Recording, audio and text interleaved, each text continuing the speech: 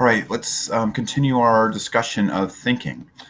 So we're on slide 6, moving into slide 7, and when we think of consciousness, right, and I think that video on panpsychism and the importance of consciousness, can't really be denied. We struggle, scientifically to make full sense of what consciousness is all about, and trying to place consciousness within the overall framework of our sort of various faculties as human beings.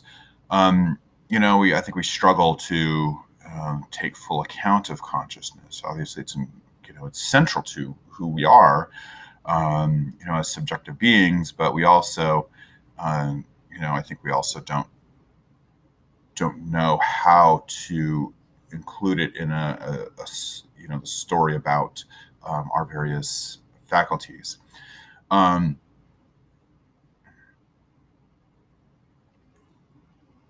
Consciousness, right? If we try to define consciousness, there are a lot of different ways we can attempt to define it.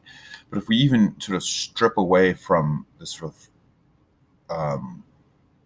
this idea of consciousness itself, and we move to just awareness, right? A certain awareness. I think that really is the beginning point of what we're going to be talking about in critical thinking, because being aware of what we are observing, the arguments that we are attending to, is really sort of important to understanding what this whole project of critical thinking is all about. Now we can think about, right, if we're just talking about consciousness, does that give us anything to develop?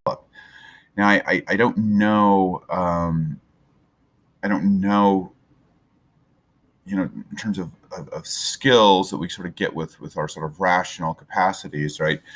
Doesn't seem there is a whole lot to develop, but I think there is the ability to bring ourselves to consciousness, right? Bring ourselves to attention, to attend to what we are concerned with. I think that is something that we can develop, right? So I think that's the beginning point, right? Is learning to attend, right? Learning to move our attention to what is important. And moving on to slide 8, I want you to take a look at this video here concerning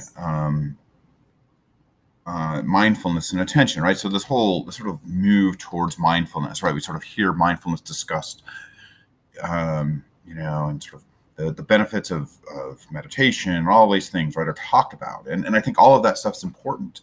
Right? But in terms of what we're talking about in this class, there's an element of it that's essential, and that is our ability to bring our attention to what we're studying, right? Bring our attention, our focus to what we're studying.